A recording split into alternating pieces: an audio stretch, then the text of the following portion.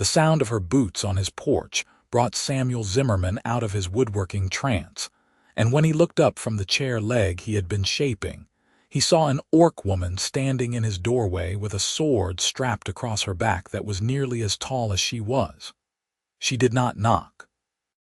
She simply stood there, silhouetted against the late afternoon sun, her green skin catching the golden light in a way that made her look both dangerous and strangely beautiful.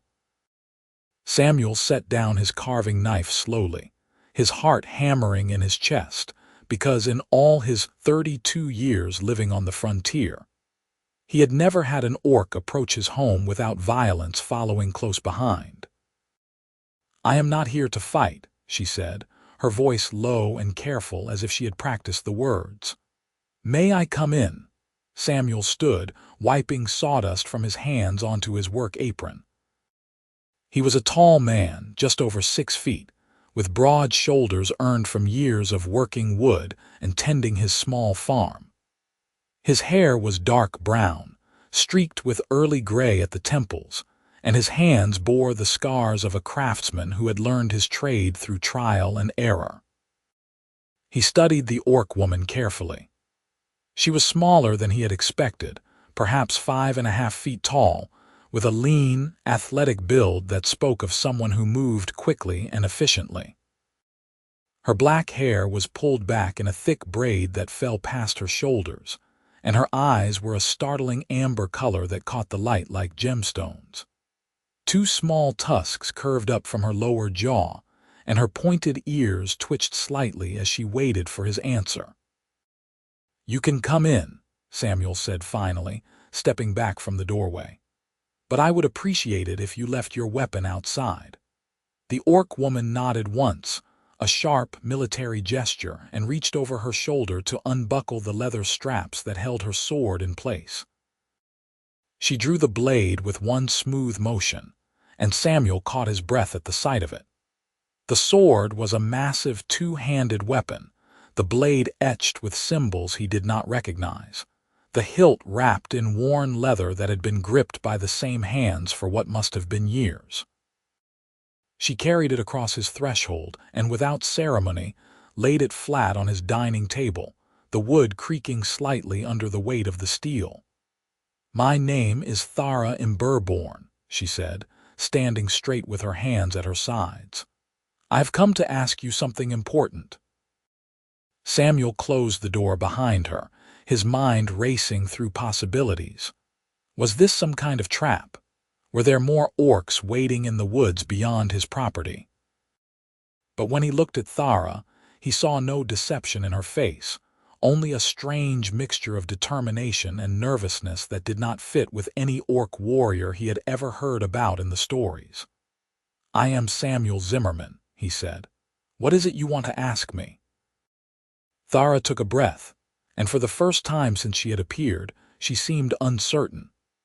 Her amber eyes flicked around his small home, taking in the half-finished furniture pieces, the neat stacks of lumber against the walls, the simple cooking area with its iron stove and hanging pots. Samuel kept his home clean and organized, a habit from his years serving in the border militia before he had decided that killing for a living was not the life he wanted. He had built this place with his own hands, every beam and board, and it was the first thing in his life that had truly belonged to him. "I need a husband," Thara said bluntly, and the words hung in the air between them like something physical. Samuel stared at her. Of all the things he had imagined she might say, that had not been anywhere on the list. "You need a what?" "A husband," Thara repeated, her jaw set. "I have served in the border wars for 12 years. I have fought in 17 major battles and more skirmishes than I can count. I have killed men who were trying to kill me, and I have followed orders even when those orders felt wrong. 3 months ago, my commander discharged me. He said I had served honorably and that I should go home and find peace. But I have no home to return to. My clan was destroyed when I was 16. I am alone." She paused, and Samuel saw her hands clench briefly at her sides before she forced them to relax. "I have been traveling through human settlements, looking for work, for a place to belong. But no one will hire an orc. No one will rent me a room. I sleep in the woods and hunt for my food, and I am tired of it. I have heard that some humans on the frontier will take orc wives, that there are men who do not care about the old hatreds. I have been watching you for 3 days. You live alone. You work hard. You do not go to the village except to trade your furniture, and when you do not speak ill of my people. I think you might be the kind of man who would consider my offer." Samuel felt dizzy. He pulled out one of his unfinished chairs and sat down heavily, his mind trying to catch up with what he was hearing. "You want to marry me. You do not even know me." "I know you are alone like I am," Thara said. "I know you are a craftsman, which means you have patience and skill. I know you have not shot at me in the 3 days I have been watching, even though you have guns in your home and you must have seen signs of someone in your woods. That tells me you are not quick to violence. Those things are enough for me to make this offer." "What exactly is your offer?" Samuel asked, his voice hoarse. Thara pointed at her sword on the table. "I lay down my weapon. I offer you my service as a wife. I can hunt. I can work. I am strong and healthy. I can help you with your farm and your craft. In return, you give me a home, a name, and protection under human law.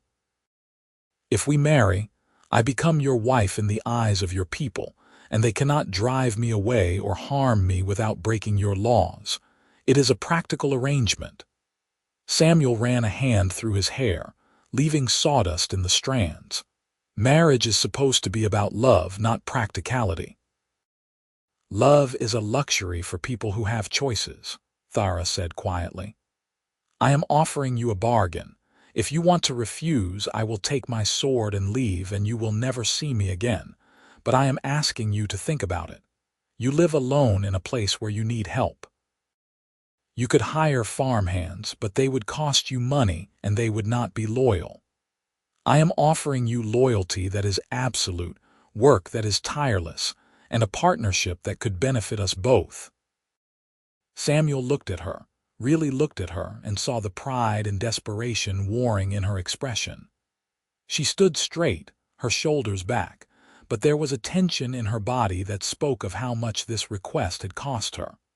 Orcs were warriors by nature and culture. For her to come to a human stranger and offer herself like this, she must truly have no other options left. "I need time to think," Samuel said. "This is not a decision I can make in a moment." Thara nodded. "How much time?" "Give me 3 days," Samuel said. "Come back at sunset in 3 days, and I will have an answer for you." 3 days, Thara agreed. She moved to the table and picked up her sword, strapping it back into place across her shoulders with practiced efficiency. "Thank you for listening to me, Samuel Zimmerman. That is more than most humans would have done." She left as quietly as she had come, and Samuel sat alone in his workshop for a long time after she was gone, staring at the place where her sword had rested on his table, and wondering if he had just imagined the entire conversation. That night, Samuel could not sleep. He lay in his bed and stared at the ceiling beams he had hewn and fitted himself, thinking about Thara Emberborn and her extraordinary request. Part of him wanted to dismiss it as madness. Orcs and humans did not marry. It was not done. The wars between their peoples had raged for generations, and even though there was an uneasy peace now along the frontier, that peace was built on mutual distrust and careful distance. If he married an orc woman, he would become an outcast among his own kind. The villagers who bought his furniture would stop coming. The few friends he had would turn their backs on him. But another part of him, a part he had tried to ignore for years, whispered that he was already alone. He had left the militia because he could not stomach the killing anymore, and his former brothers in arms had called him a coward for it. He had built his home far from the village because he wanted peace and quiet, but the truth was that the village had never felt like home to him. He was 32 years old and he had never been in love. He had never even come close. Women in the settlement saw him as odd, too quiet, too gentle for a man who had served in the wars. They wanted farmers who would give them children and security, or they wanted soldiers who would give them excitement and status. Samuel was neither of those things. He was a craftsman who had walked away from violence and chosen a solitary life, because it seemed easier than trying to fit into a world that did not want him. What if Thara was right? What if this could be a partnership that benefited them both? He rose before dawn and went outside to chop wood, needing the physical work to clear his head. As he split logs and stacked them for winter, he thought about what Thara had said. She was practical, direct, honest about what she wanted and what she could offer. There was something refreshing about that after years of dancing around polite conversations with people who never said what they truly meant. And she was alone, just like him. She had lost her clan. She had served in wars that had taken everything from her. She was looking for a place to belong. Wasn't he looking for the same thing? Over the next 2 days, Samuel found himself thinking about Thara constantly. He caught himself wondering what she was doing, where she was sleeping, whether she was safe in the woods. He thought about what it would be like to have someone else in his home, someone to talk to at the end of the day, someone to share meals with. He had been alone for so long that he had forgotten what it felt like to be part of something larger than himself. On the 3rd day, he made his decision. He cleaned his home thoroughly, swept the sawdust from every corner and prepared a simple meal of bread, cheese, and dried meat. He set the table for 2, and then sat down to wait, his heart pounding with a mixture of fear and anticipation that he had not felt in years. Thara appeared at sunset exactly as if she had been counting the minutes. She stood in his doorway again, her hand resting on the hilt of her sword, and Samuel saw the tension in her body, the way she held herself ready for rejection. "Come in," Samuel said. "I have food." Thara stepped inside slowly, her eyes scanning the room as if checking for a trap. When she saw the table set for 2, she froze. "You have made a decision." "I have," Samuel said. He gestured to the chair across from him. "Sit down. Let us talk about this properly." Thara unbuckled her sword and leaned it against the wall near the door, then sat down carefully in the chair he had offered. She moved with the caution of someone who was not used to being welcomed. Samuel pushed the plate of food toward her, and after a moment's hesitation, she took a piece of bread and ate it slowly, her eyes never leaving his face. "I will marry you," Samuel said, and the words came out more easily than he had expected. "But I have conditions." Thara set down the bread, her expression guarded. "What conditions?" "This cannot be just a practical arrangement," Samuel said. "If we are going to be married, if we are going to share a life together, then we need to be honest with each other. We need to be partners in truth, not just in name. I will not have a wife who is only here because she has nowhere else to go.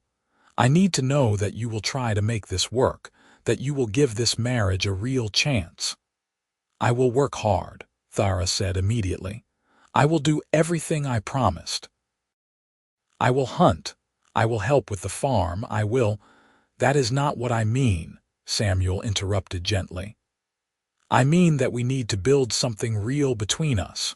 We need to learn to trust each other. We need to be willing to talk about difficult things.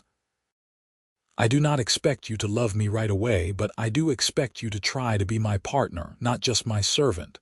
Can you do that?" Thara was quiet for a long moment, and Samuel saw something flicker in her amber eyes that might have been hope. "I can try," she said finally. "I have been a soldier for so long that I am not sure I remember how to be anything else, but I can try." "That is all I ask," Samuel said. He reached across the table and held out his hand. "My full name is Samuel Elias Zimmerman. I am 32 years old. I served in the border militia for 8 years before I left to become a craftsman. I have no family left. My parents died when I was young and I have no siblings. This farm and this house are all I have in the world. If you marry me, they will be yours as well." Thara looked at his outstretched hand for a moment, then reached out and clasped it with her own. Her grip was strong and warm, her palm calloused from years of holding a sword. "My full name is Thara Emberborn. I am 28 years old. I have been a soldier since I was 16. I have no clan and no family. I have nothing but my sword and my skills. If you marry me, they will be yours." They sat there with their hands joined across the table, and Samuel felt a strange sense of rightness settle over him, as if something that had been out of place for years had finally clicked into position. "We will need to go to the village to register the marriage," Samuel said. "There will be trouble. People will not be happy about this." "I know," Thara said. "I am ready for that." "We will face it together," Samuel said firmly. "Once we are married, you are my wife, and anyone who wants to harm you will have to go through me first." Thara's eyes widened slightly, and Samuel saw surprise flash across her face, followed by something deeper that he could not quite name. "You would fight for me, even against your own people. You will be my family," Samuel said simply. "Family protects family. That is how I was raised, and that is what I believe." For the first time since he had met her, Thara smiled. It was a small smile, tentative and uncertain, but it transformed her face completely. "Then I will fight for you as well, Samuel Zimmerman. That is how orcs are raised, and that is what I believe." They ate together as the sun set outside, and Samuel felt the first stirrings of something that might, in time, become love. The next morning, they set out for the village together. Samuel hitched his old horse to his cart and loaded it with several pieces of furniture he had completed, chairs, and a small table that he could sell or trade. Thara insisted on walking beside the cart rather than riding in it, her hand never far from her sword. She wore a simple traveling cloak over her worn leather armor, but there was no disguising what she was. Her green skin, her tusks, her pointed ears all marked her as orc, and Samuel could see the tension in her body as they drew closer to the settlement. The village of Millbrook was small, perhaps 200 people, clustered around a wide stream that powered the sawmill that had given the place its name. Samuel had been coming here for 3 years to sell his furniture, and he had developed a cordial if distant relationship with the shopkeepers and farmers who lived there. He was known as a reliable craftsman, a quiet man who kept to himself and did quality work. He had hoped that reputation might carry some weight when he arrived with an orc bride, but as they rolled into the village square, he realized quickly that he had been overly optimistic. People stopped what they were doing and stared. Conversations died mid-sentence. A woman grabbed her child and pulled him inside. Samuel felt Thara stiffen beside him, but she kept walking with her head high, her expression carefully neutral. Samuel pulled the cart to a stop in front of the general store where he usually did his trading. The owner, a man named Herbert Walters, came out onto the porch with his arms crossed over his chest and his face set in hard lines. "Samuel," Herbert said, his voice cold. "What is the meaning of this?" "Good morning, Herbert," Samuel said, keeping his voice steady. "I have brought some furniture to trade, and I need to speak with the village clerk about registering a marriage." "A marriage?" Herbert's eyes flicked to Thara and then back to Samuel. "You are not seriously telling me you plan to marry that orc?" "Her name is Thara Emberborn," Samuel said, feeling anger kindle in his chest. "And yes, I am going to marry her. We have come to make it legal and proper. A crowd was gathering now, people coming out of shops and homes to see what was happening. Samuel recognized faces he had known for years, people who had bought his furniture and shared meals with him at harvest festivals. Now they looked at him like he was a stranger, or worse, a traitor. "This is not right," a woman called out from the crowd. "Orcs are monsters." "You fought against them, Samuel. You know what they are." "I know what war is," Samuel said, raising his voice so everyone could hear him. "I know that people on both sides do terrible things when they are ordered to kill each other, but the war is over. There is peace now. Thara was a soldier just like I was. She has been discharged and she is looking for a new life. I am offering her one and she is offering me a partnership. That is no one's business but ours." "It is our business when you bring an orc into our village," Herbert said harshly. "What is to stop her from cutting our throats in the night? What is to stop her friends from coming here and burning us all out?" "I have no friends," Thara said, speaking for the first time. Her voice was quiet but clear, cutting through the murmurs of the crowd. "I have no clan. I am alone. I have not come here to harm anyone. I have come to marry this man and to build a life with him. If you do not believe me, then I will swear it on my honor as a warrior. I will swear it on any oath you choose." "The oath of an orc means nothing," someone shouted from the back of the crowd, and there was a rumble of agreement. Samuel felt his temper flare, hot and bright. He stepped down from the cart and stood beside Thara, facing the crowd. "Then my oath will have to be enough. I vouch for Thara. I trust her with my life, and I trust her with my home. If she breaks that trust, then the fault will be mine and I will bear the consequences. But I will not let you treat her like an animal. She is a person, and she deserves respect." "You are a fool, Samuel Zimmerman," Herbert said, shaking his head. "This will not end well, you will see." "Then it will be my mistake to make," Samuel said. "Now, will you point me to the clerk's office, or do I need to find it myself?" Herbert stared at him for a long moment, then jerked his thumb toward a small building at the far end of the square. "Clerk is in there, but do not expect a warm welcome." Samuel nodded curtly and turned back to the cart. He unloaded his furniture quickly, stacking it on the ground, and then he looked at Thara. "Are you ready?" "I am ready," Thara said, though he could see the strain in her face. They walked together across the square, and the crowd parted to let them through, but closed again behind them, following at a distance like wolves trailing wounded prey. Samuel kept his hand close to the knife at his belt, not because he wanted to use it, but because he wanted to be ready if someone decided to escalate from words to violence. The clerk's office was a small, stuffy room with a desk, a filing cabinet, and a thin, gray-haired man who looked up from his ledger with weary eyes when they entered. His name was Martin Cross, and Samuel had spoken to him a few times over the years when registering property or paying taxes. "Samuel Zimmerman," Martin said, setting down his pen. "I heard you were coming. The whole village is buzzing about it." "Then you know why I am here," Samuel said. "I need to register a marriage." "What do I need to do?" Martin sighed and pulled out a form from one of his drawers.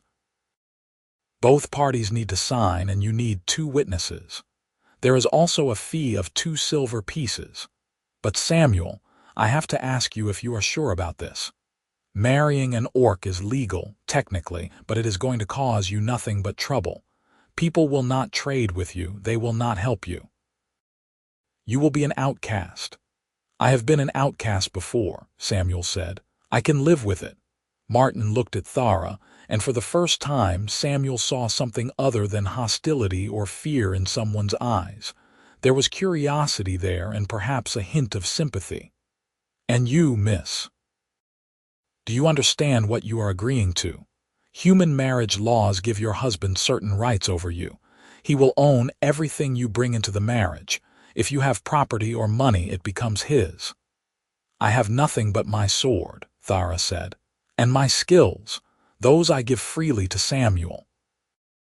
And you are entering this marriage of your own free will. He has not coerced you or threatened you.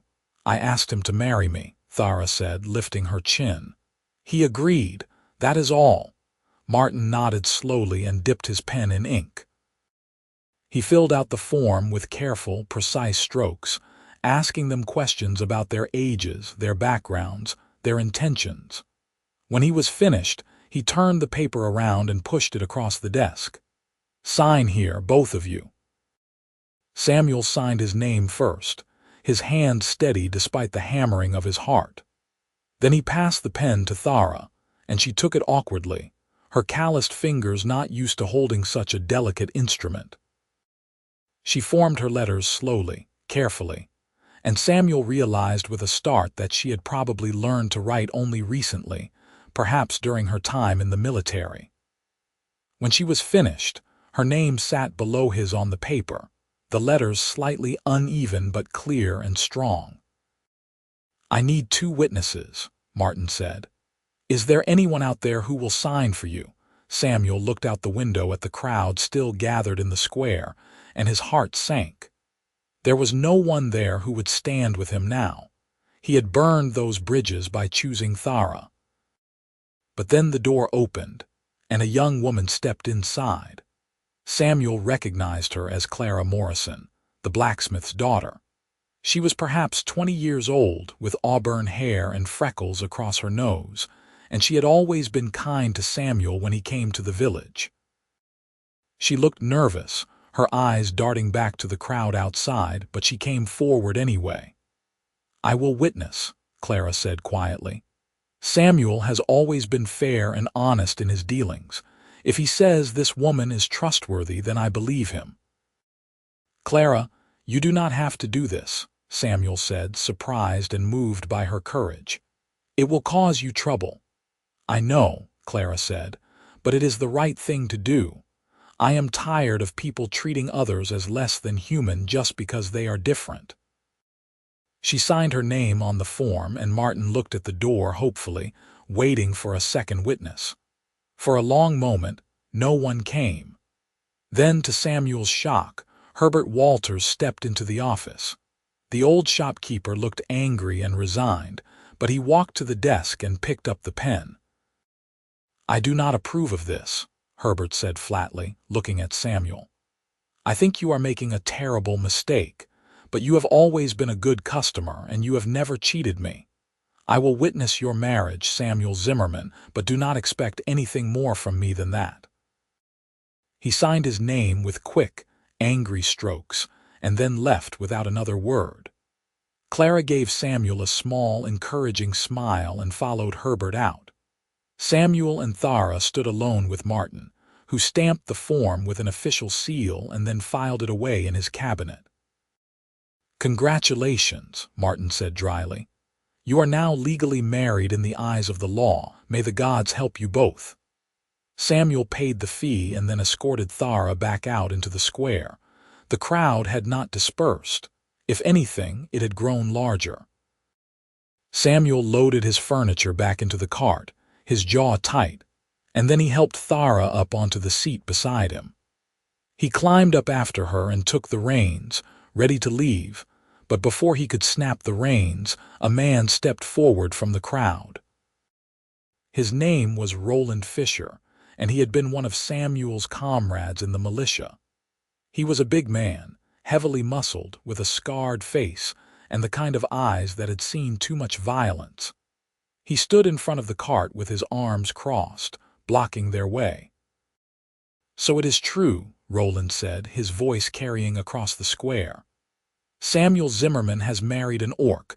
I did not believe it when I heard, but here you are.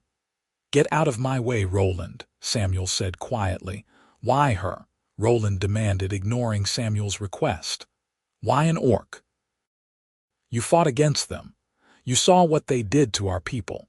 You lost friends to their blades, and now you bring one here and call her your wife. I married her because she is a person who deserves a chance at a decent life, Samuel said, his voice hard.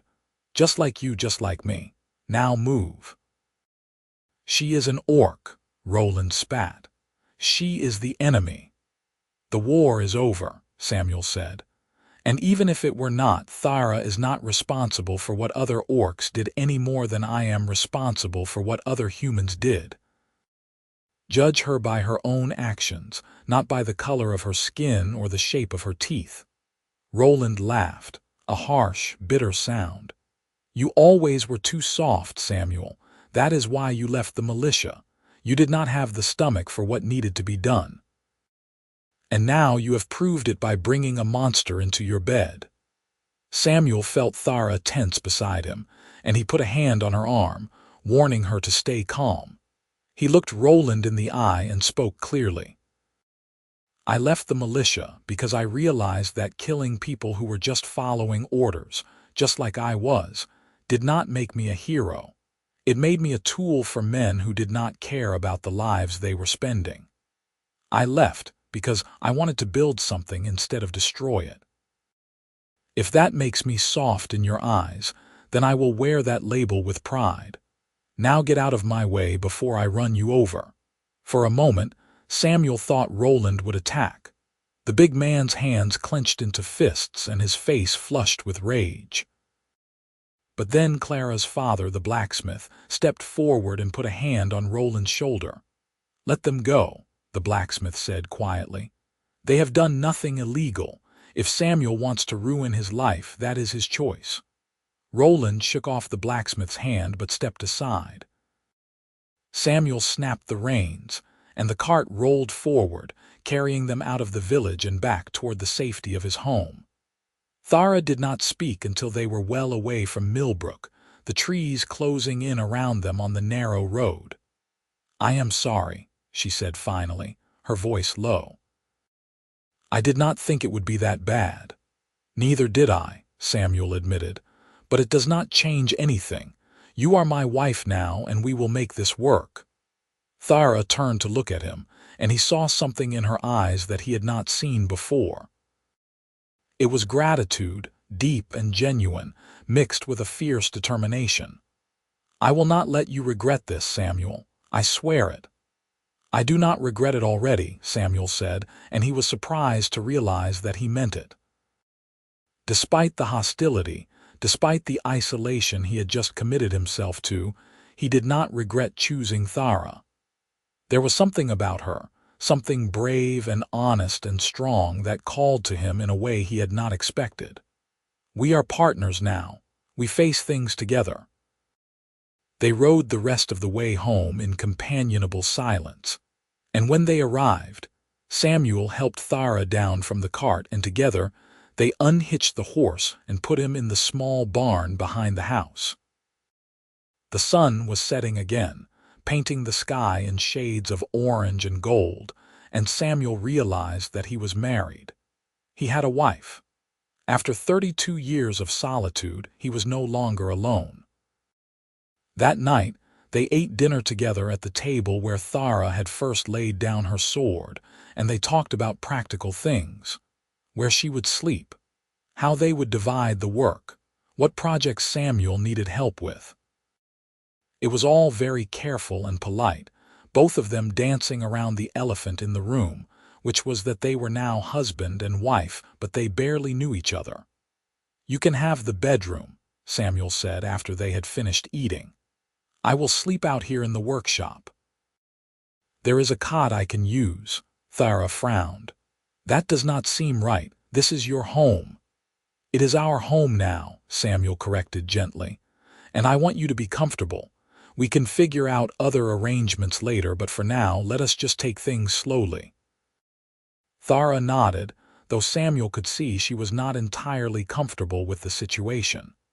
I am not used to sleeping indoors, she admitted. For the last 3 months I have been sleeping under the stars. It might take me time to adjust.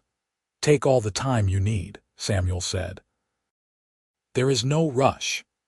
They cleaned up together, and then Thara retrieved her sword from where it leaned against the wall and carried it into the bedroom. Samuel set up his cot in the workshop and lay down, listening to the sounds of Thara moving around in the other room. He heard the creak of the bed as she tested it, the soft sound of her boots being removed and then silence. He stared at the ceiling and thought about everything that had happened. In less than a week, his entire life had changed. He had a wife now, an orc wife. The village would shun him. His business would suffer. But when he thought about Thara, about the way she had stood tall and proud in the face of all that hostility, about the way she had trusted him enough to lay down her sword and ask for his help, he could not bring himself to regret it. He fell asleep thinking about her amber eyes and the tentative smile she had given him across the dinner table. And for the first time in years, he did not feel alone. The next morning, Samuel woke to find Thara already up and moving. She had started a fire in the stove and was making breakfast with the supplies she had found in his pantry. Samuel watched from the doorway of the workshop, surprised and touched by the gesture. "You did not have to do that," he said. Thara glanced at him over her shoulder. "I told you I would work. This is part of that." "Breakfast is not work," Samuel said, coming forward to pour himself a cup of the tea she had made. "It is kindness. Thank you." Thara looked uncomfortable with the praise, but she nodded and turned back to the pan where she was frying eggs. They ate together, and then Samuel showed her around the property properly. He had 10 acres, most of it wooded, with a small cleared area for his workshop and house. There was a vegetable garden that was starting to look a bit wild from neglect, a small orchard of apple trees, and the stream that marked the eastern boundary of his land. "I spend most of my time on the woodworking," Samuel explained as they walked. "It brings in money, and it is what I am good at. But the garden needs work, and I have been meaning to clear more land for planting.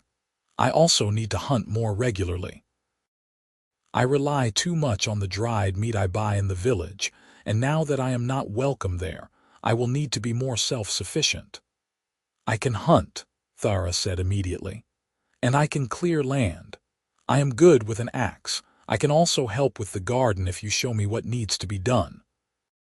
They spent the day working together, and Samuel was impressed by how capable Thara was.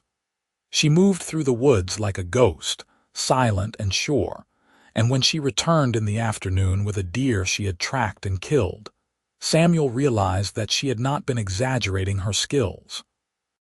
She dressed the animal expertly, wasting nothing, and by evening they had fresh meat roasting over the fire and enough to salt and smoke for the coming weeks.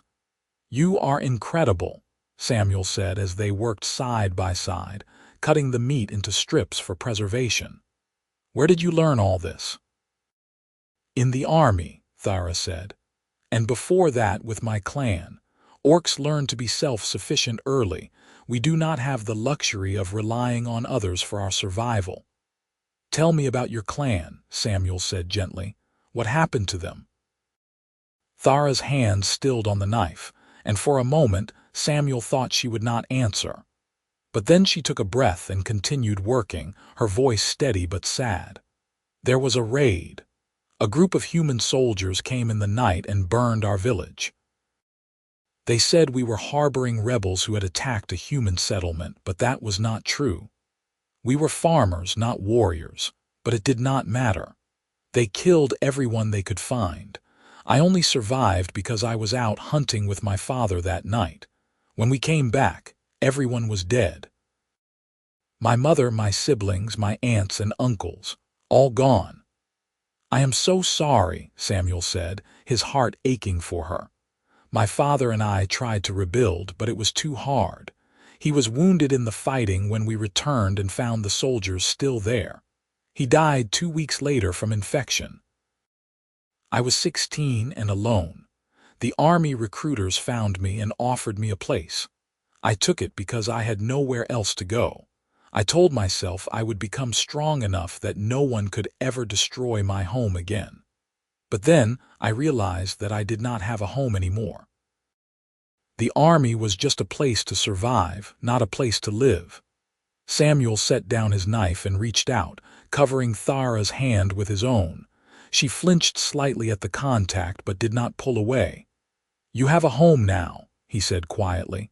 "This is your home, Thara. And I promise you, I will do everything in my power to keep it safe." Thara looked at him, and he saw tears glistening in her amber eyes, though she did not let them fall. "Why are you being so kind to me? I am just an orc. I am nothing special." "You are my wife," Samuel said simply. "And you are brave and strong and honest. Those things make you very special."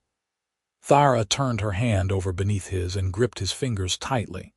They stood there in the fading light, connected by that simple touch, and Samuel felt the first true bond forming between them. It was not love, not yet, but it was the beginning of something that could become love if they were patient and careful with each other. Over the following weeks, they fell into a rhythm. Samuel worked on his furniture during the day, and Thara hunted, tended the garden, and cleared new land for planting. In the evenings, they cooked together and talked, sharing stories about their lives. Samuel told her about his childhood, about losing his parents to fever, about his years in the militia, and the things he had seen that had made him walk away.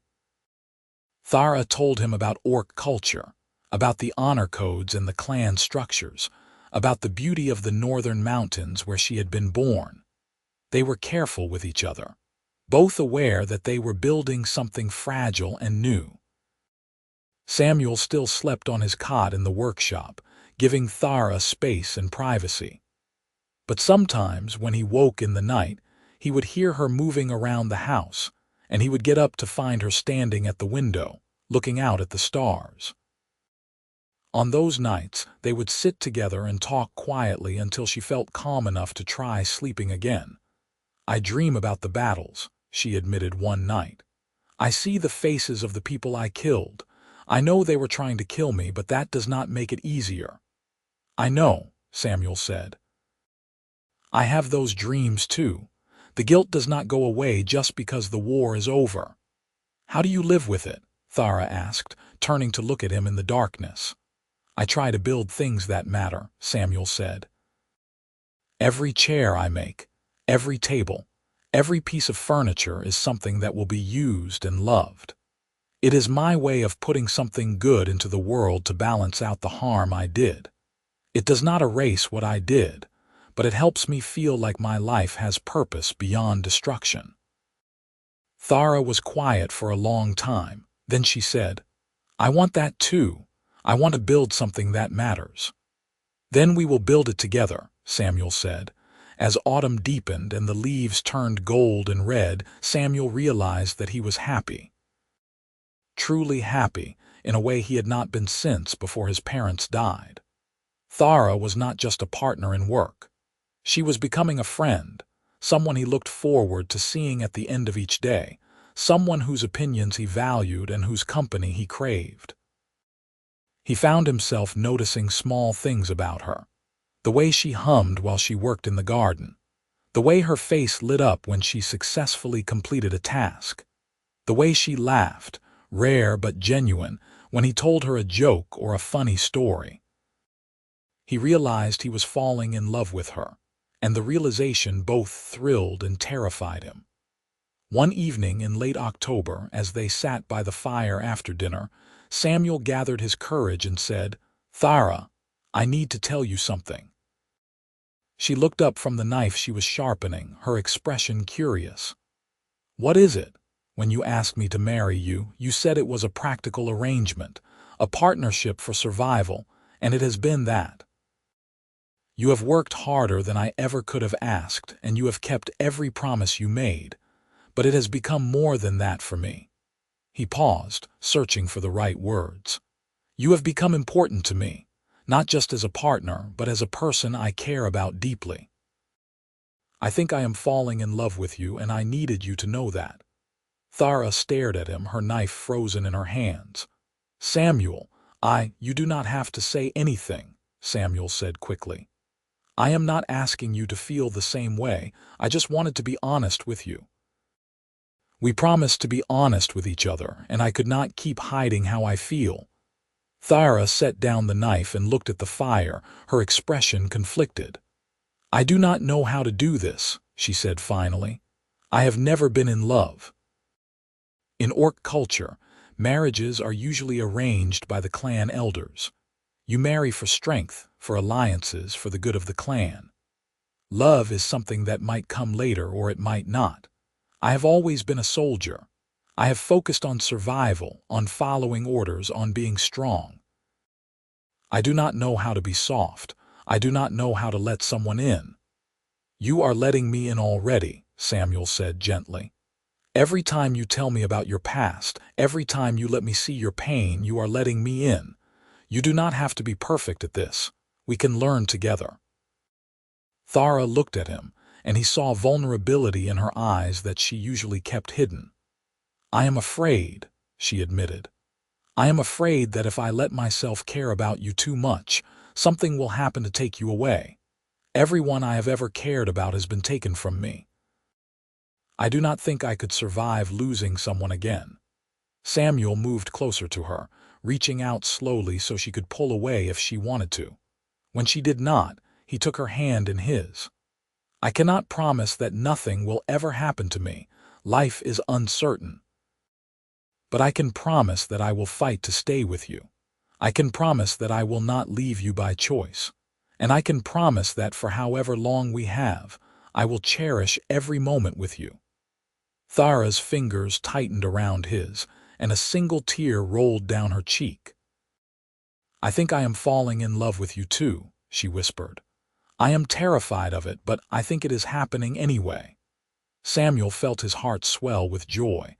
He lifted his free hand and gently wiped away her tear with his thumb. "Then we will be terrified together." She laughed, a shaky, emotional sound, and then she leaned forward and rested her forehead against his. They sat like that for a long time, holding each other, the fire crackling softly beside them, and Samuel thought that he had never felt more at peace. That night, Samuel did not sleep on his cot in the workshop. Thara asked him shyly if he would stay with her, and he agreed. They lay together in the bed, fully clothed, just holding each other, and Samuel felt the last walls between them begin to crumble. This was intimacy of a different kind, the intimacy of trust and vulnerability, and it was more precious to him than anything he had ever experienced. The next few weeks were the happiest of Samuel's life. He and Thara grew closer every day, learning each other's rhythms, supporting each other through difficult moments, and celebrating small victories together. They worked side by side, and in the evenings, they would sit by the fire and talk, or sometimes just sit in comfortable silence, content in each other's presence. But their peace was not to last. In early November, a group of men from the village arrived at Samuel's property. There were 5 of them, including Roland Fisher and Herbert Walters. They were armed with clubs and knives, and their faces were set in hard, angry lines. Samuel was in the workshop when he heard them coming. He stepped outside, and Thara emerged from the garden, her hand already moving toward the sword she now wore at her hip whenever she was outside. "What do you want?" Samuel called out, keeping his voice steady despite the fear churning in his gut. "We want to talk," Roland said, though his tone suggested that talking was not all he had in mind. "The village has been discussing your situation, Samuel. We have decided that we cannot allow an orc to live among us. It sets a bad precedent. It makes us look weak." "Thara is my wife," Samuel said, moving to stand beside her. "She has broken no laws. She has harmed no one. You have no right to come here and threaten her." "We have every right," Herbert said.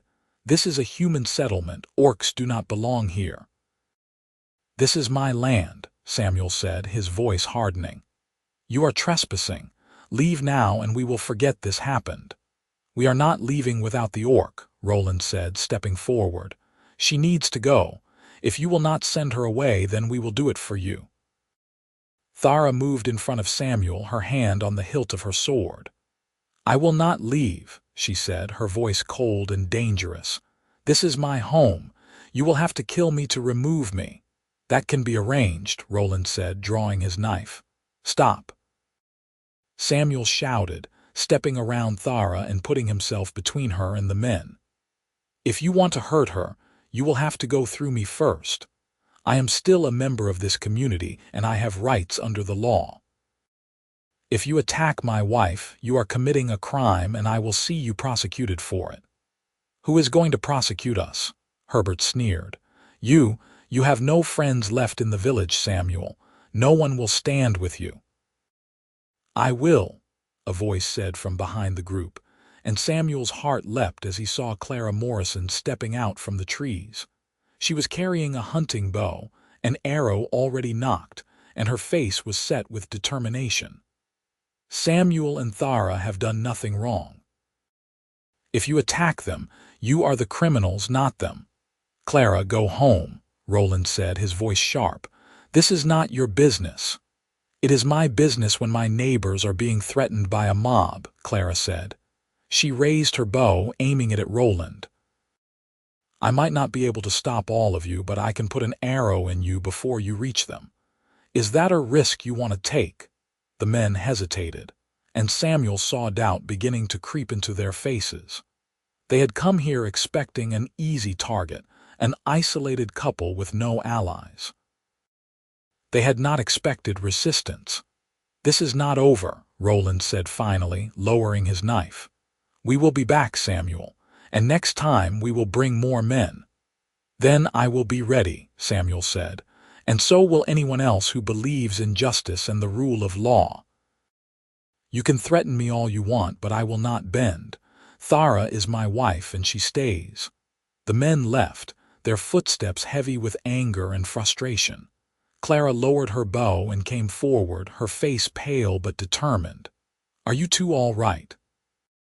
We are fine, thanks to you, Samuel said, gratitude flooding through him. Clara, you should not have done that. You have put yourself in danger. I know, Clara said, but I could not stand by and let them hurt you. My father always taught me to do what is right, even when it is hard. This is right. Thara stepped forward and, to Clara's surprise, bowed deeply. It was an orc gesture of respect, a formal acknowledgement of debt. You have my gratitude, Clara Morrison. You have shown more courage than warriors twice your size. If you ever need help, you have only to ask, and I will be there. Clara looked flustered but pleased. I will remember that. But for now, you two should be careful. Roland was serious. He will come back and he will bring others. You need to be ready to defend yourselves. We will be, Samuel said. Thank you, Clara. You are a true friend. After Clara left, Samuel and Thara went inside and locked the doors. They checked the windows and made sure the shutters could be secured. Thara retrieved her sword and began sharpening it, her face grim. I am sorry, she said as she worked. I have brought this trouble to your door. No, Samuel said firmly. This is not your fault. This is the fault of people who cannot see past their own fear and hatred. We will get through this, Thara. We will find a way. But as the days passed and winter began to close in, Samuel could not shake the feeling that the conflict was far from over. Roland and his group did not return, but Samuel saw signs that they were being watched. Tracks in the snow near the property line. The feeling of eyes on them when they worked outside. Thara became more vigilant, always armed, always alert, and Samuel hated seeing the tension return to her shoulders, the way she scanned the tree line constantly. In mid-November, Clara came to visit again, this time with her father, the blacksmith. Jacob Morrison was a tall, broad-shouldered man with graying hair and kind eyes. He shook Samuel's hand firmly and nodded respectfully to Thara. I heard about what happened, Jacob said. I wanted to come and apologize. Roland and Herbert do not speak for the whole village. There are those of us who believe you have the right to live your life as you see fit. Thank you, Samuel said, surprised and touched. That means more than you know. I also wanted to offer you some help, Jacob continued. He reached into his coat and pulled out a set of heavy iron bars. These are for your windows and doors. Reinforcements. I made them in my shop. If Roland does come back with more men, at least you will have some protection." Thara took the bars and examined them, her expression thoughtful. "These are well made, thank you."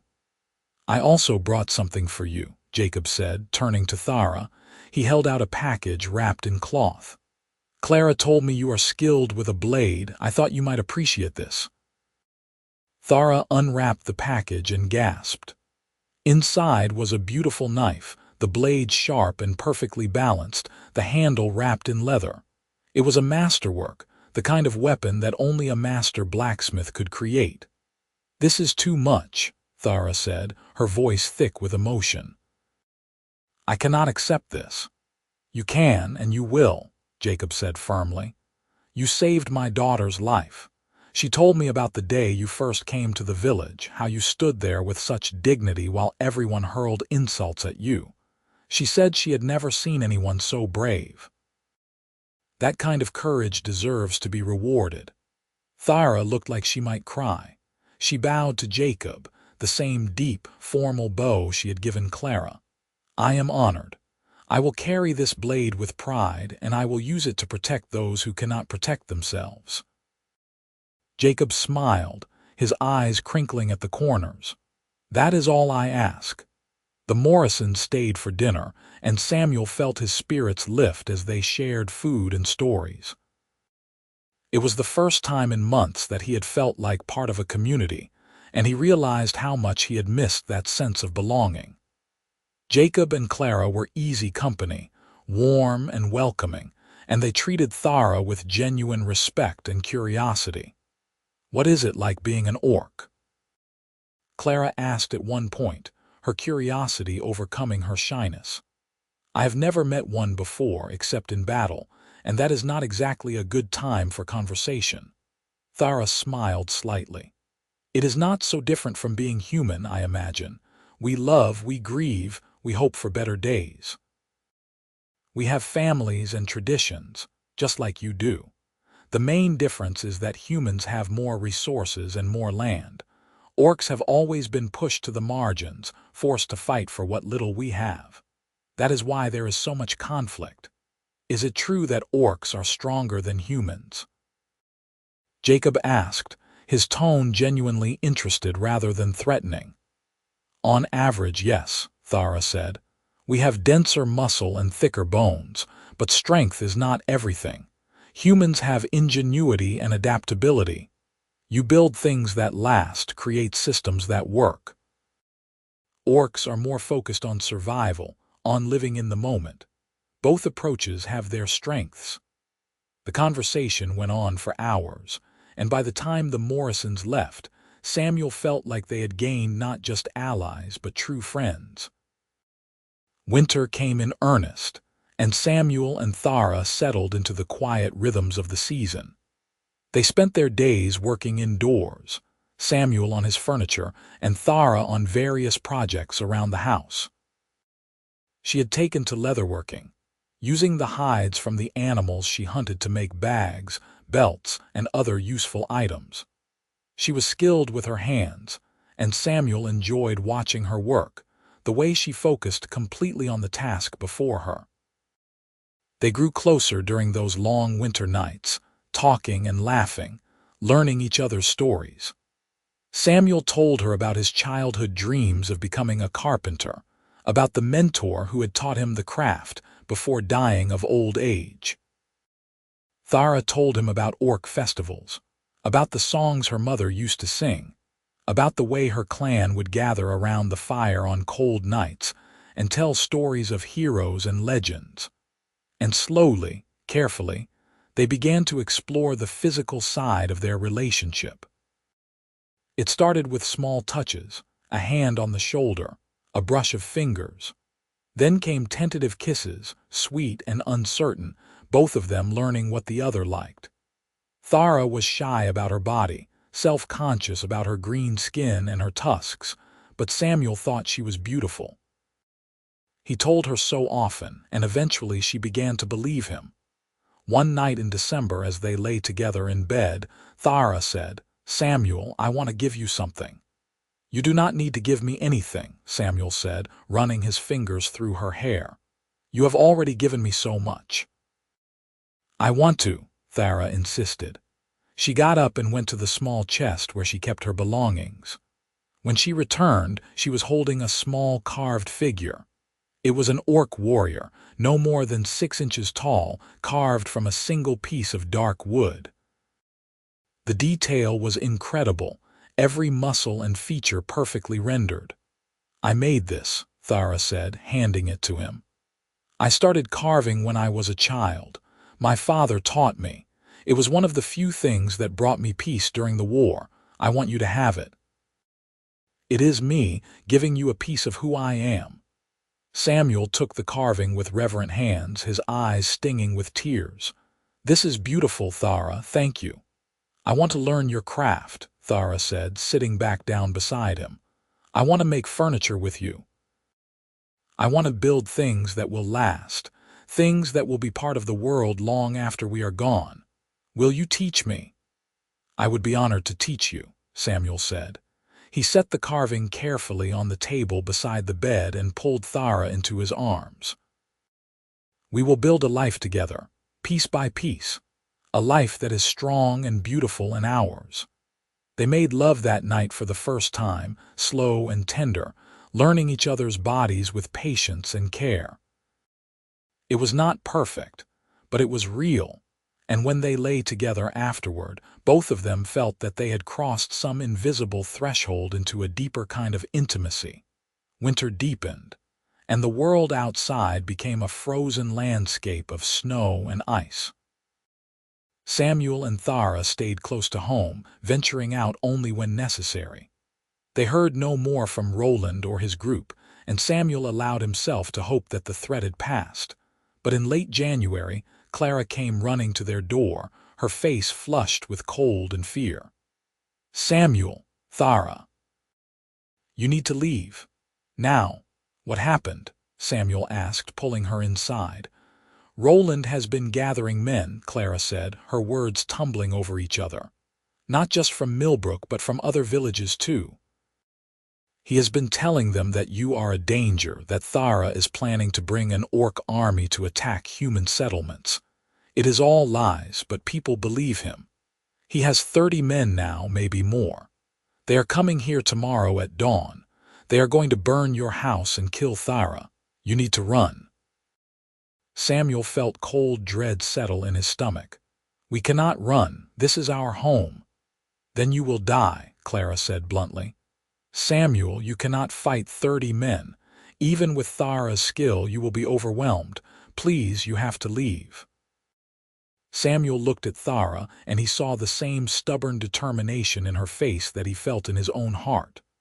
No, she said. I will not run. I have run enough in my life. This is my home, and I will defend it. Then we defend it together, Samuel said. Clara, go back to the village. Stay safe. Thank you for warning us. Clara looked like she wanted to argue, but she saw the resolve in both their faces and nodded reluctantly. Be careful, please. After she left, Samuel and Thara began to prepare. They moved all the furniture away from the walls and barricaded the doors and windows with the iron bars Jacob had given them. They gathered weapons, Samuel's hunting rifle, Thara's sword and bow, knives and axes. They filled buckets with water in case of fire and stockpiled food and ammunition in the bedroom, which had only one window and could be easily defended. We could die tomorrow, Thara said as they worked, her voice calm and matter-of-fact. I know, Samuel said.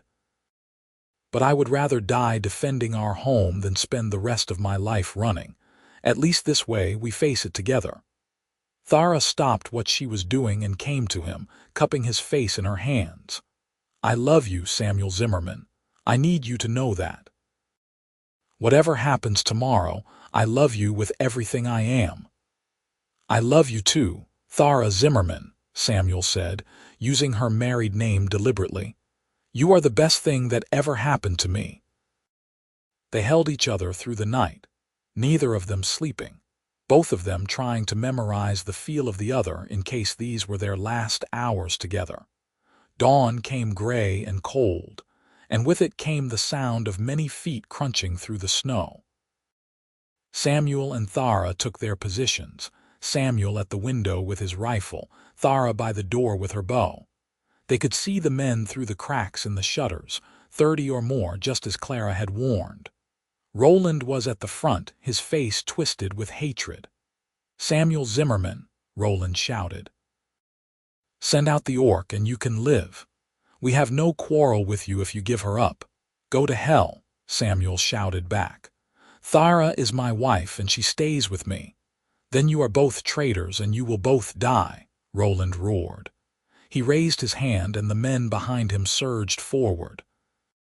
Samuel fired his rifle, the shot ringing out across the frozen landscape. One of the men fell, clutching his leg. The others scattered, taking cover behind trees and rocks. Thara loosed arrow after arrow, her aim deadly accurate. 2 more men fell, and the others began to realize that this would not be the easy slaughter they had anticipated. The battle raged for what felt like hours, but was probably only minutes. Samuel reloaded as quickly as he could, his hands shaking with adrenaline. Thara moved like a ghost, shooting from different windows, making it seem like there were more defenders than there actually were. But the attackers were many, and they were determined. They began to throw torches at the house, trying to set it ablaze. Samuel felt despair rising in his chest. They could not win this fight. Sooner or later the house would catch fire or the attackers would break through the barricades and it would be over. But then, miraculously, there was a new sound. Horses, many of them, and the shouts of men. Samuel risked a glance out the window and saw riders streaming into the clearing, at least 20 of them. Leading them was Jacob Morrison, his face grim and determined, and beside him was Martin Cross, the village clerk, looking angry and official.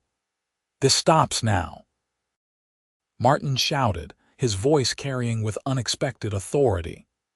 "In the name of the territorial governor, I command you to lay down your arms." The attackers hesitated, confused by this new development. Roland turned to face the newcomers, his face purple with rage. "Stay out of this. This is village business. This is attempted murder," Martin shot back. "Samuel and Thara Zimmerman are legal residents of this territory, and their marriage is legally recognized. You have no right to attack them. Lay down your weapons, or you will be arrested and tried for assault and arson."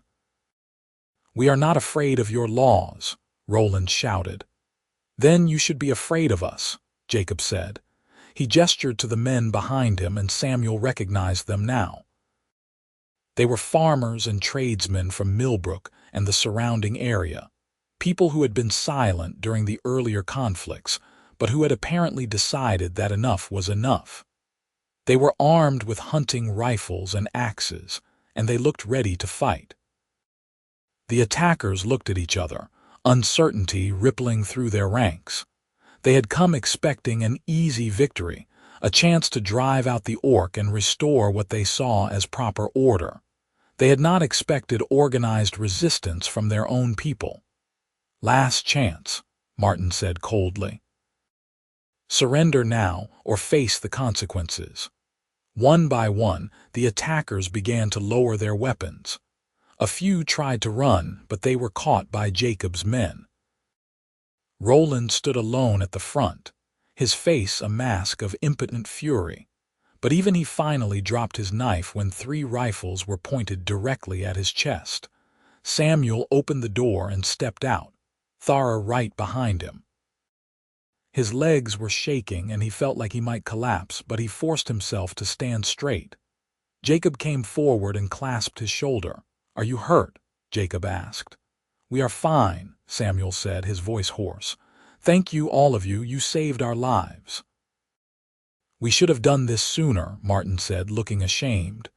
"We should have stood up to Roland months ago. I am sorry it took things getting this far before we acted." "What will happen to them?" Thara asked, gesturing to the captured attackers. They will stand trial, Martin said.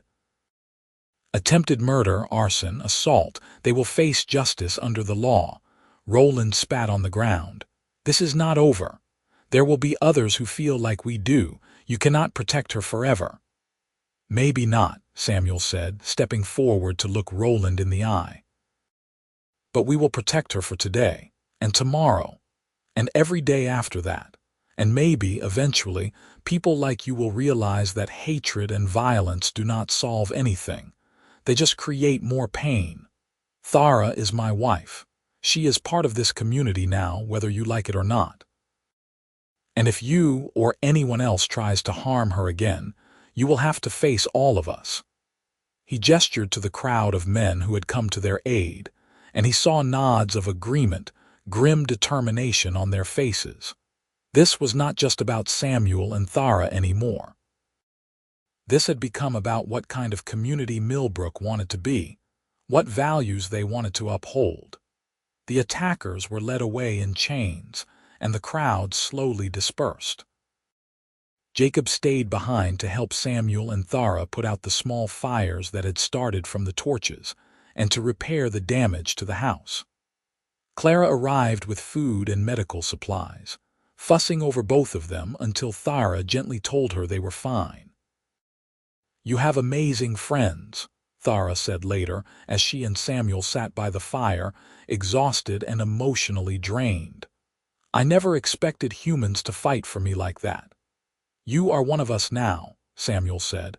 "You are part of this community, part of this family. They fought for you because you are worth fighting for." Thara leaned her head on his shoulder and they sat in silence, processing everything that had happened. They had survived.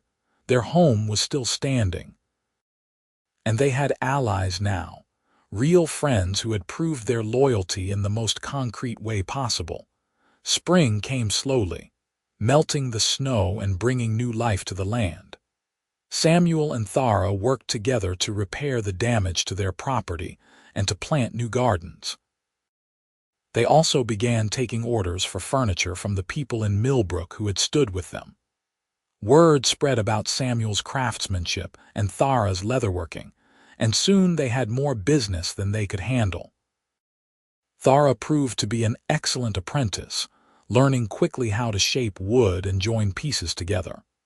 She had a natural eye for design, and her carvings added beautiful decorative elements to the furniture they made. Samuel taught her everything he knew, and in return, she taught him orc techniques for treating leather and bone, skills that added new dimensions to his work. In May, Clara announced that she was courting a young man from a neighboring village, and she invited Samuel and Thara to the engagement party. It was the first time they had been invited to a social event in Millbrook, and Thara was nervous. But when they arrived, they were greeted with warmth and genuine welcome. People who had ignored them before now came forward to congratulate them on their marriage, to admire Thara's craftsmanship, to ask Samuel about his latest projects. It was not perfect. There were still those who looked at Thara with suspicion or fear, but the majority had decided that she was part of their community, and that was enough. As summer arrived and the days grew long and warm, Samuel and Thara settled into a comfortable rhythm. They worked hard during the day and spent their evenings together, talking, laughing, making love.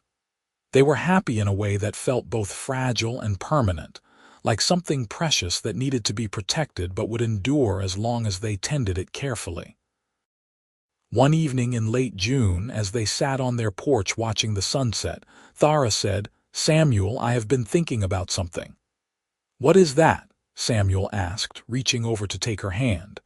"I want to have a family with you," Thara said, her voice both shy and determined. "I want children. I want to build a legacy that goes beyond just us. I want to create something that will last after we are gone." Samuel felt his heart expand with joy. "I want that too. I want to have children with you, Thara. I want to teach them to build things and to be kind to others." I want to raise them in a world that is better than the one we grew up in." "It will not be easy," Thara warned. "Half-orc children face prejudice from both sides. They will not fully belong to either world." "Then we will teach them to create their own world," Samuel said firmly. "We will teach them to be proud of who they are, to stand up for what is right, and to build bridges instead of walls. They will be our children, and we will love them fiercely." Thara smiled, that rare, beautiful smile that transformed her entire face. "Then let us start building that future." They stayed up late that night, talking about their hopes and dreams for the children they would have. They argued playfully about names, about how many children they wanted, about what values they would instill in them. It was the kind of conversation that couples had been having since the dawn of time, ordinary and extraordinary all at once. 3 months later, Thara came to Samuel with tears in her eyes and told him she was pregnant. Samuel swept her into his arms and spun her around, both of them laughing and crying at the same time. They were going to have a baby. They were going to be a family. The pregnancy was not easy. Thara suffered from morning sickness for the first 3 months, and Samuel did everything he could to make her comfortable, cooking her favorite foods, rubbing her feet at the end of long days, holding her when she felt overwhelmed by the changes in her body. But through it all, there was a glow of happiness that surrounded them both, a sense of purpose and joy that made every hardship bearable. In late winter, with snow falling softly outside and a fire crackling in the hearth, Thara went into labor. Jacob's wife, Martha, came to help along with Clara, who had become one of Thara's closest friends. Samuel stayed by Thara's side through the entire labor, holding her hand, whispering encouragement, marveling at her strength. When their daughter was finally born, tiny and perfect with green-tinged skin and soft hair, Samuel felt like his heart might burst. Thara held the baby to her chest, tears streaming down her face, and Samuel wrapped his arms around both of them, creating a cocoon of warmth and love. "Her name is Petra," Thara said softly, looking down at their daughter. "It means stone. May she be as strong and enduring as the mountains." "Petra Zimmerman," Samuel said, tasting the name. "It is perfect." They were exhausted and overwhelmed, but they were also complete in a way they had never been before. This was their family. This was the life they had built together from nothing but determination and love. As Petra grew, Samuel and Thara watched in amazement as her personality emerged. She had her mother's fierce determination and her father's gentle heart. Her skin was a soft jade green, lighter than Thara's but unmistakably orcish. She had small tusks that would grow larger as she aged, and pointed ears that she liked to wiggle when she was being silly. She was beautiful and strong and loved beyond measure. When Petra was 2 years old, Thara became pregnant again.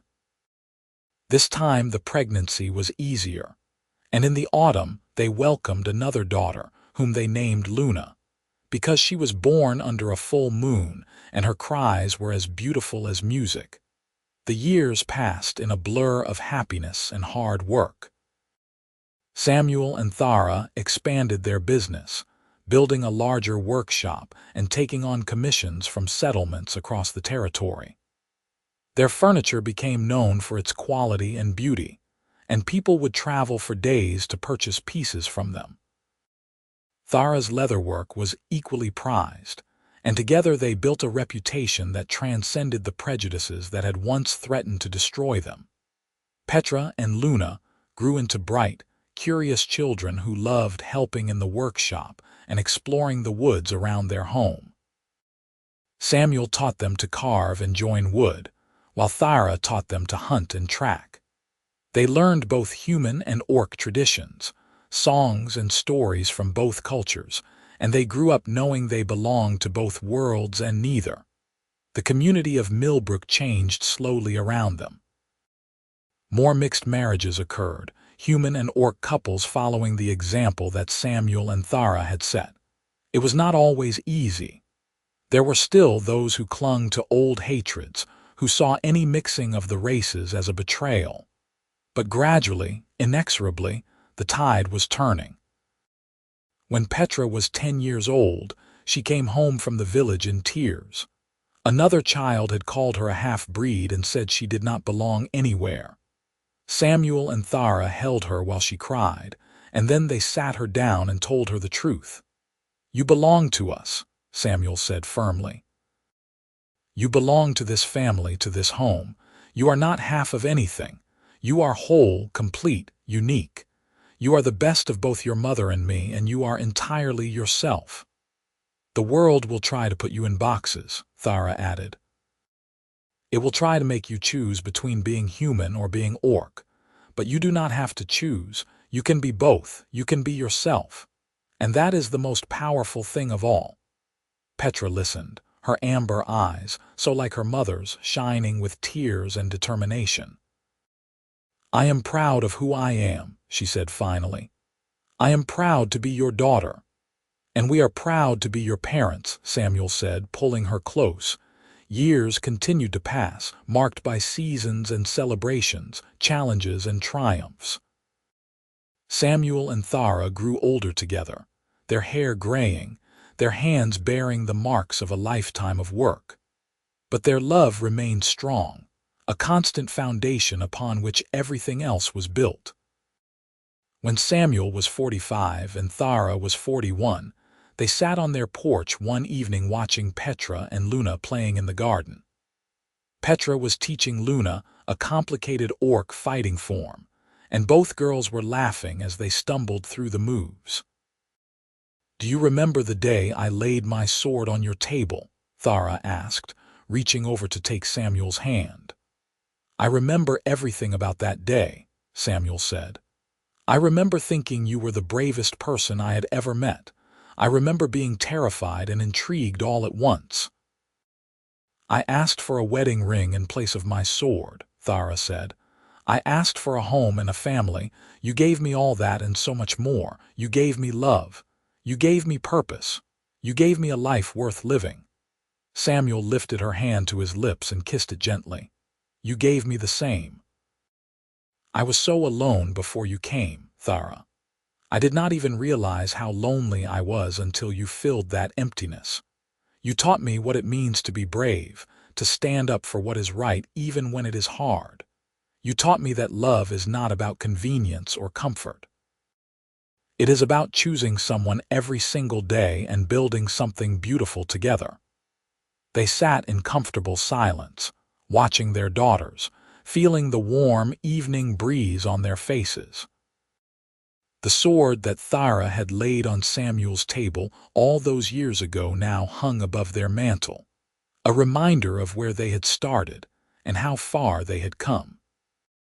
Beside it was the wedding ring Samuel had given her, a simple band of silver that she rarely wore because her hands were always working, but which was polished and cherished nonetheless.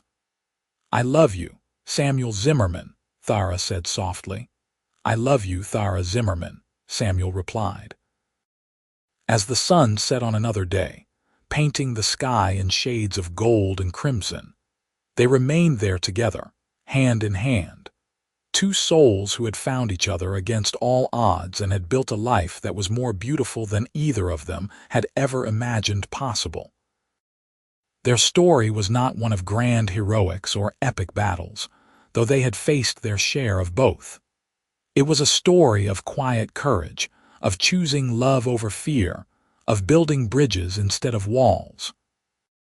And it was a story that would continue through their daughters, and their daughters' daughters, rippling out into the world, proving that love could transcend any boundary, overcome any prejudice, and create beauty from the most unlikely of beginnings. The battle sword had been laid down, and in its place stood something far more powerful. A family, a home, and a love that would endure through all the days of their lives and beyond.